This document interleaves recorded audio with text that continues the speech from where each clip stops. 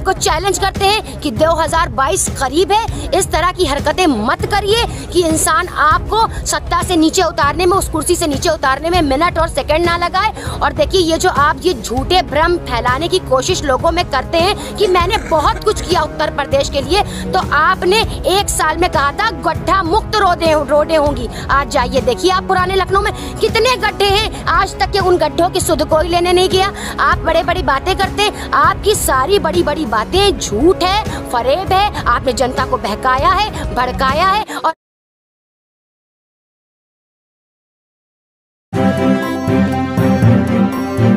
Media voice, आपकी आवाज।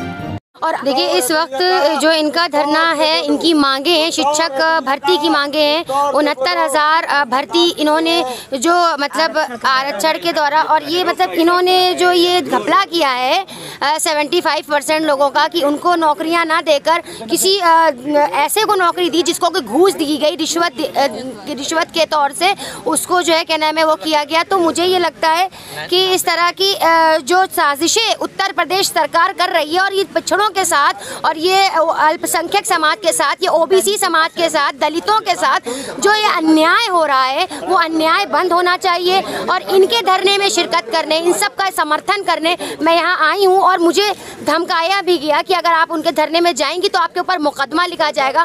मेरे ऊपर इतने मुकदमे होने के बावजूद भी आज भी मैं यहाँ इस धरने में बैठी हूँ, क्योंकि इससे पहले मैं सीएम आवास के धरने में जो गई थी तो मुझे काफ़ी जो है प्रताड़ित किया था प्रशासन द्वारा। लेकिन आज मेरी ये हिम्मत, जब भी इन युवाओं की वजह से ये मेरी हिम्मत बंधी, क्योंकि ये आज 75 डेज से यहाँ बैठे हुए हैं, 78 डेज हो गए बल्कि यहाँ पर, तो आज हम इनका साथ देने आए हैं। और ये जब तक धरना करेंगे, जब तक इनकी मांगे पूरी नहीं होती हैं, जब तक ओबीसी समाज को, दलित समाज को, अल्पसंख्यक समाज को इनका अधिकार नहीं मिल जाता, तब तक यहाँ बैठे रहेंगे। कल का जो आंदोलन है, महाआंदोलन, जिसमें कि बड़े बड़े लोग शिरकत कर रहे हैं, मैं चाहती हूँ ज़्यादा से ज़्यादा लोग इनका साथ दें, और ताकि इनकी बात को ऊपर तक पहुँचाया जा सके, इनको इनका हक मिले, इनका अधिकार मिले। हम यही कोशिश करते हैं। शुक्रिया, जय हिंद, जय भारत। योगी सरकार तो कहती है कि हमने हिस्सेदारी दी है, पिछड़ों को जो है रिजर्वेशन दिया है, उनको आगे बढ़ाया है। देखिए, ये सब उनकी झूठी मूठी मन गढ़ंत बातें हैं। वो आधे से ज्यादा जो कहते हैं वो करते नहीं। उनकी कथनी और करनी में बड़ा फर्क है, क्योंकि वो अपने आप को कहीं ना कहीं बादशाह समझते हैं, वो अपने आप को सेवक नहीं समझते। क्योंकि जब कोई सत्ता की कुर्सी पर आकर बैठता है तो उसे अपने आप को जनता का सेवक समझना चाहिए, और वो अपने आप को सेवक नहीं समझते, अपने आप को राजा समझते हैं। और जितने हैं उनकी नज़र में वो प्रजा है, और प्रजा के साथ जैसे चाहो वैसे जुल्म करो, उसे जिस तरह से चाहो प्रताड़ित करो, उसे नौकरी के जरिए से प्रताड़ित करो, उसे रोजगार ना दो, उसे शिक्षा ना दो। और इस तरह से आप देख रहे हैं हर चीज़ के दाम बढ़ चुके हैं, महंगाई बढ़ चुकी है, नौकरी आप युवा रोजगार को दे नहीं पा रहे हैं, और महंगाई पे महंगाई बढ़ाते चले जा रहे हैं। सिलेंडर के दाम तो आसमान छू रहे हैं, पेट्रोल डीजल तो इंसान भरा ही नहीं सकता, तो जाएगा कैसे? तो आप रोजगार दे नहीं रहे, महंगाई बढ़ा रहे, तो आप उत्तर प्रदेश में आखिर करना क्या चाह रहे हैं? तो आपकी मंशा साफ है, आपने अपने आप को बहुत बड़ा बादशाह, बहुत बड़ा राजा समझ लिया है। और तानाशाही, हिटलर वाली तानाशाही आप अपने यहाँ हिंदुस्तान में कर रहे हैं जो, तो ये आपकी तानाशाही चलने वाली नहीं। आपकी इस तानाशाह सरकार को, इस सत्ता को उखाड़ कर फेंकने का दम इन युवाओं में भी है और हम सब में भी है। और आगे हम आपको चैलेंज करते हैं कि 2022 करीब है, इस तरह की हरकतें मत करिए कि इंसान आपको सत्ता से नीचे उतारने में, उस कुर्सी से नीचे उतारने में मिनट और सेकंड ना लगाए। और देखिए, ये जो आप ये झूठे भ्रम फैलाने की कोशिश लोगों में करते हैं कि मैंने बहुत कुछ किया उत्तर प्रदेश के लिए, तो आपने 1 साल में कहा था गड्ढा मुक्त रोडें होंगी। आज जाइए देखिए आप पुराने लखनऊ में कितने गड्ढे हैं, आज तक के उन गड्ढों की सुध कोई लेने नहीं गया। आप बड़े बड़ी बातें करते हैं, आपकी सारी बड़ी बड़ी बातें झूठ है, फरेब है, आपने जनता को बहकाया है, भड़काया है। और आज इसीलिए ये युवा पीढ़ी अपने घर का काम काज छोड़कर, अपने माँ बाप को छोड़कर, अपने भाई बहन को छोड़कर आज यहाँ 78 डेज से धरना दे रहे हैं। तो आपको क्या इनका दर्द,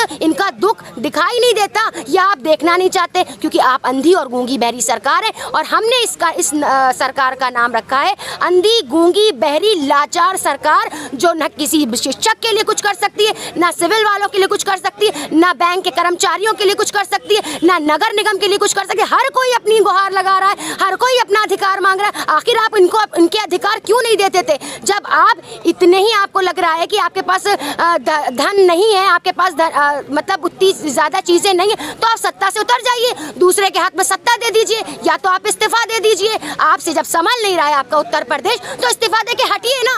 लोगों को क्यों परेशान कर रहे हैं? यहाँ लोग बैठे हुए हैं, यहाँ परेशान हैं, लोग अपना घर बार छोड़ दिए हैं, आपको अपनी कुर्सी की पड़ी है। आपको तो सिर्फ निकलते हैं अपना सिक्योरिटी गार्ड के साथ, और बाकी जनता भेड़ बकरी है। आपने तो गाय को इतनी सुरक्षा के लिए वो किया, गौ रक्षा मतलब उसको बनाया है कि राष्ट्रीय पशु बनाएंगे गाय को। और ये जितने बैठे, ये कौन है? ये तो इंसान है ना। तो आप गौ की रक्षा करने से पहले इंसानियत की रक्षा करिए, क्योंकि सबसे पहला कर्तव्य जो हमारा है वो इंसान के प्रति है। बाद में हम किसी और चीज को देखते हैं। तो आप पहले इन इंसानों की सुध लीजिए, इन शिक्षकों की सुध लीजिए, क्योंकि ये जो शिक्षक बैठे ये भी एक इंसान है, ये भी किसी माँ बाप के बेटे, ये भी किसी किसी के भाई बहन है। तो इस तरह से आप इनके साथ ये जुल्म ना करिए, ये इनके साथ ज्यादती ना करिए, और इनको इनका अधिकार दीजिए। शुक्रिया। जय हिंद, जय भारत। आपने 2022 की बात की, तो 2022 में जब चुनाव आता है तो उस वक्त रोजगार के, किसानों के मुद्दे गायब हो जाते हैं, हिंदू मुसलमान पे चुनाव होने। तो ये इनकी राजनीति है।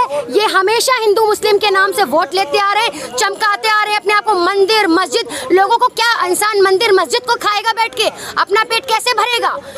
भरने के लिए रोजगार होना चाहिए। आपकी चीजें जो आपने महंगाई बढ़ा रखी है, दामों को मद्दा कर दिया है, बिल्कुल अर्थव्यवस्था चरमरा गई है। तो इस तरह से आपने क्या कर रखा है? तो आप मंदिर और मस्जिद के मुद्दे से भटकाना लोगों को बंद कीजिए, लोगों का असली हक दीजिए, लोगों के अधिकार दीजिए। अब हमको आपकी इन विवादित चीजों में नहीं पड़ना है, और ये जनता आपको 2022 में बता देगी। जिस तरह से आपने इसको खून के आंसू रुलाए हैं, तो आपके ये आंसू आपके लिए सैलाब बन जाएंगे, और उसी सैलाब में आपको इस देश से, बल्कि उत्तर प्रदेश से तड़ी पार लगा दिया जाएगा।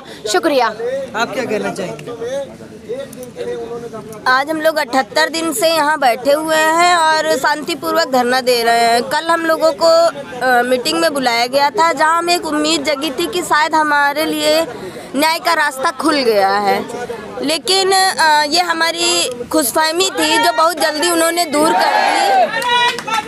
उन्होंने केवल हमें इसलिए बुलाया था ताकि वो हमें भरमा सकें, अपनी झूठी बातों में फंसा सकें, कि उनका केवल बुलाने का एक ही उद्देश्य था कि हम ये 6 तारीख का जो महाधरना है उसे स्थगित कर दें। योगी जी, सतीश द्विवेदी जी, मैं आपसे यही कहना चाहूँगी, अब ये देश का युवा जिसके साथ 69,000 शिक्षक भर्ती में आपने आरक्षण का महा घोटाला किया है, अब ये पीछे हटने अपने पैर पीछे लेने वाले नहीं हैं।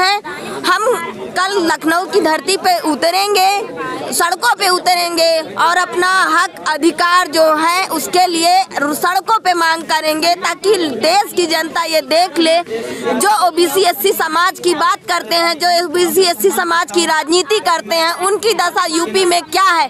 आज हम 78 दिन से दर दर भटक रहे हैं, लाठियां खा रहे हैं, हाथ तोड़वा रहे हैं, लेकिन अब ये नहीं चलेगा। इन्हें हमारा अधिकार देना पड़ेगा, इन्हें हमारा हक देना पड़ेगा। ये 69,000 शिक्षक भर्ती में जो आरक्षण का घोटाला हुआ है, ये आरक्षण इन्हें पूरा करना होगा। धन्यवाद।